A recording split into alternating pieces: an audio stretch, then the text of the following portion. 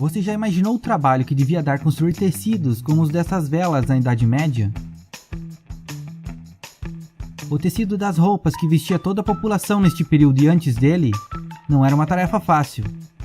Naquela época, as fibras individuais eram puxadas de um chumaço de lã ou de algodão e presas em um gancho de uma vareta com um peso, chamada de fuso de fiar,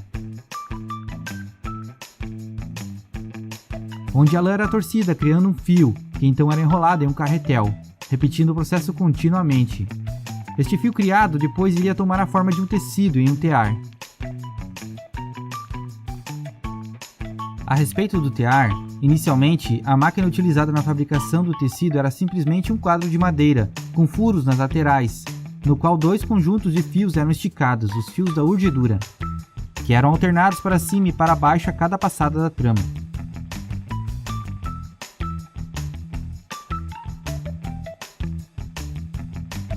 A trama era o fio que era passado na transversal entre os fios da urdidura, sendo puxada firmemente contra o tecido, unindo todos os fios. Mas voltando ao dispositivo de fiar, ninguém sabe com certeza quando ou onde foi inventado o primeiro deles. Algumas evidências apontam para a Índia, outras para a China, mas fortes evidências encontradas em locais de escavação apontam como origem dos usos manuais o Egito, 5.000 anos antes de Cristo, no qual acredita-se que ajudou a torcer os fios dos tecidos que as múmias egípcias eram enroladas. Ao longo dos anos vieram os aperfeiçoamentos. Um deles consistia em encaixar o fuso em um mancal, movido por uma correia presa a uma roda que inicialmente era girada à mão e depois por um pedal. Com ela, o chumaço de lã ou algodão era torcido muito mais rapidamente, originando o fio que então era enrolado em um carretel de maneira automática. Este aparelho acabou recebendo o nome de roda de fiar. No final da Idade Média, as rodas de fiar apareceram na Europa, vindas através do Oriente Médio, e o único aprimoramento no projeto original, que até então era movido à mão, foi a adição do pedal. Apesar deste modelo de roda de fiar permitir a produção de um fio de lã ou algodão de boa qualidade, eram necessárias de 3 a 5 rodas de fiar como esta para produzir os fios necessários para manter um único tear mecânico funcionando, mas com a chegada de John Kay isso não seria mais o suficiente.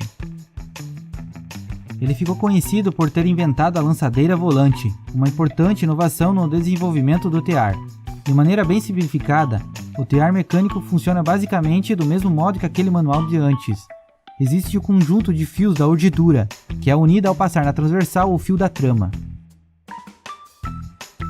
Para passar este fio na transversal, a trama, é utilizado um dispositivo chamado de lançadeira, que passa entre os fios da urdidura soltando a trama, que é então puxada firmemente contra o tecido.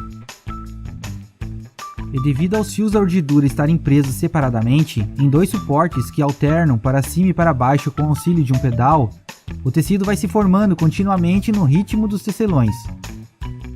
Até então, esta tecelagem era realizada com a utilização de uma lançadeira, que era passada manualmente entre os fios da urdidura, e nos grandes teares eram necessários até 2 tecelões somente para essa função. Mas Kay mudaria radicalmente isso, fazendo com que este trabalho fosse executado mecanicamente.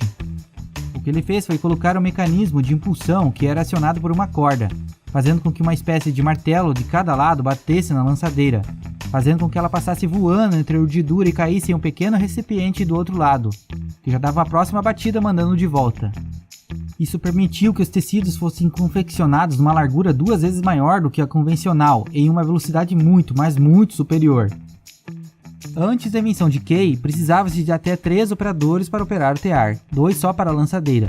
Mas em setembro de 1733, com a lançadeira volante, 2 operadores perderam o emprego e a produção mais que duplicou, provocando uma revolução na produção de tecidos e, é claro, revolta dos tecelões, que pediram ao rei que detivesse as invenções de Kay, o que foi em vão. E em 1753, não obtendo a resposta do rei, os trabalhadores têxteis, descontentes e com muita raiva das invenções, atacaram a casa de Kay, obrigando ele a fugir da Inglaterra, indo parar na França, local em que viveu na pobreza até morrer por volta de 1780. Como consequência da maior demanda de fios gerados pela invenção de Kay, criou-se um período de escassez de matéria-prima, mas James Hargreaves encontraria uma maneira de aumentar drasticamente a oferta desses fios. Hargreaves era um inglês sem educação formal, que passou a maior parte de sua vida trabalhando como carpinteiro e tecelão. ele e sua família faziam parte da indústria do algodão, com a renda vinda unicamente da produção têxtil. Em 1764, Hargreaves construiu uma máquina que podia produzir diversos fios de uma só vez, a Spinning Jenny. O primeiro modelo utilizava 8 fusos ao invés de um único fuso da roda de fiar tradicional. Isso produzia 8 fios que eram torcidos todos de uma vez a partir de 8 mechas pré-preparadas, como estas. Estes longos e estreitos de fibras de lã ou algodão, que estavam enroladas em carretéis na parte de baixo da máquina. Aqui vemos um modelo aprimorado da Spinning Jenny com mais de 8 fusos. Quando o operador puxava esta régua, as mechas eram desenroladas. Então a régua prendia a mecha e a roda era girada para produzir a torção, criando o fio, que então era enrolado no outro carretel.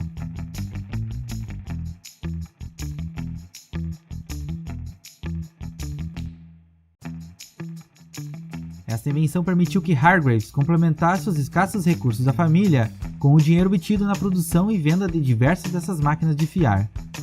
Contudo, quando inovações tecnológicas como a lançadeira volante e a máquina de fiar permitem um aumento na produção com menos trabalho, podem surgir danos colaterais para os trabalhadores mais rústicos.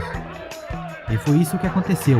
Os vizinhos de Hargreaves, que também trabalhavam na indústria da fiação, não estavam nem um pouco satisfeitos com a invenção que era capaz de fazer o trabalho de 8 pessoas. E em 1768, atacaram a casa dos Hargreaves e destruíram todas as suas máquinas. Este fato fez com que a família Hargreaves mudasse para outra cidade, onde fundaram uma modesta fiação baseada em sua invenção. Mas apesar do progresso alcançado com seu invento, que permitiu um salto tecnológico no setor têxtil, o humilde tecelão Hargreaves nunca obteve o reconhecimento que merecia em vida. Entre 1764 e 1770, Hargreaves tentou obter a patente de seu invento, mas as cortes se recusaram a lhe conceder a patente. Infelizmente, Hargreaves havia produzido e vendido uma quantidade enorme de máquinas de fiar de 8 fusos, parecidas com essa de 16 fusos. E no momento em que ele decidiu solicitar a patente, uma quantidade enorme de cópias já havia surgido. A patente só foi concedida em 1770, quando ele produziu esta versão de 16 fusos, que logo seria aprimorada para este outro modelo. Estima-se que no ano de sua morte, em 1778, mais de 20 mil máquinas de fiar estavam em uso somente na Grã-Bretanha, algumas com até 120 fusos. A invenção de Hargreaves não apenas diminuiu a necessidade de trabalho, mas também economizou dinheiro. A única desvantagem era que a máquina produzia fios muito grosseiros para serem usados como fios da ordidura, e só podiam ser utilizados para fazer fios transversais, de trama. Mas a história da máquina de fiar e de seus progressos alcançados para a indústria têxtil na década de 1770 estavam longe do final, e outra invenção daria mais um salto nesta área. Sir Richard Arkwright começou a sua vida produzindo perucas, mas posteriormente viria a trabalhar com a tecelagem, criando algo bem diferente das inovações de até então. Sua invenção, patenteada em 1769, ficou conhecida como Waterframe, a primeira máquina têxtil que utilizava a água como força motriz no lugar da força humana, dando um salto na escala de produção de produtos. Arkwright apresentou outras inovações além da força motriz. Ele colocou os pares de rolos que puxavam o algodão na distância correta para o comprimento das fibras usadas, e também aumentou a precisão na torção dos fios. Ele também criou o enrolamento contínuo, quando desenvolveu um dispositivo de subida e descida automático para o enrolamento da bobina, de modo que ela fosse preenchida uniformemente. Devido ao tamanho e à quantidade de máquinas que não entravam mais em uma casa, necessitando de galpões, e também a nova força motriz, a água, Arkwright levou todo o maquinário pesado para grandes construções próximas aos rios, de modo que as rodas d'água movessem as máquinas. Isso fez com que a força de trabalho, em grande parte composta de mulheres e crianças, tivesse que se deslocar de casa para estes locais.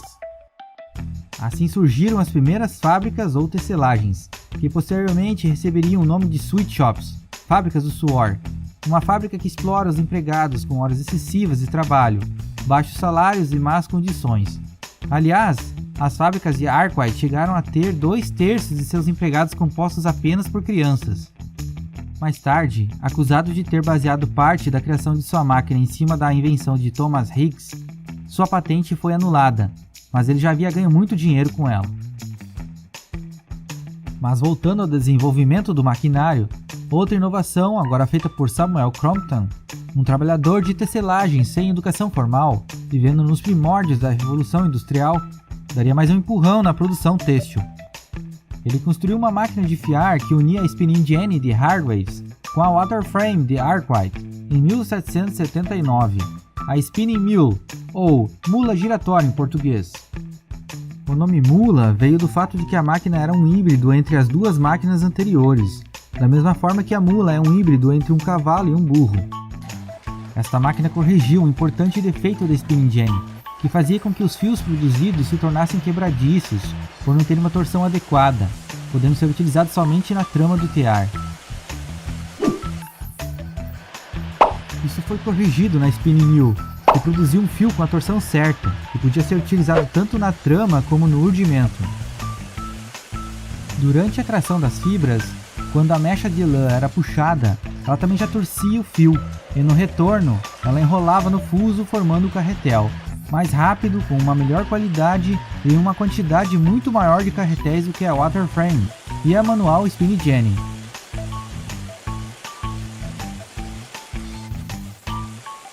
Outro ganho da spinning mule foi o fato dela produzir fios mais finos, que recebiam o melhor preço de mercado, sendo vendido por pelo menos 3 vezes o preço dos fios mais grossos. Crompton financiou pessoalmente essa invenção, trabalhando como violinista no Teatro Bolton, onde ganhava uns trocados por espetáculo, gastando todo o dinheiro no desenvolvimento da spinning mule. Apesar de todo o esforço e dedicação, levando mais de 5 anos para inventar e aperfeiçoar a máquina, ele nunca recebeu royalties por sua invenção, pois não conseguiu registrar a patente. Quem acabou registrando a patente foi o então famoso industriário Arkwright. No entanto, mais tarde Crompton conseguiu reverter a situação, conseguindo uma indenização do parlamento inglês no valor de 5.000 libras devido ao dano financeiro que sofreu por não ter a patente, algo que ele conseguiu reunindo evidências de todas as fábricas que estavam usando sua invenção. Uma consequência para ganhar a causa devido às leis da época é que a patente teve que tornar-se pública, motivo para que ele nunca recebesse os royalties da invenção que transformou o país. Com o dinheiro ganho na indenização, Crompton utilizou para entrar no negócio têxtil, mas infelizmente ele estava chegando tarde demais no negócio, e a competição acirrada fez com que ele não obtivesse sucesso com o empreendimento. Ele morreu pobre em 1827. Hoje, a indústria têxtil primordial parece estar superada por inúmeras invenções e aprimoramentos, com máquinas com muita tecnologia embarcada. Mas mesmo assim, aquelas invenções permanecem como um elo que encerrou um período e deu início a uma nova era, a da primeira revolução industrial.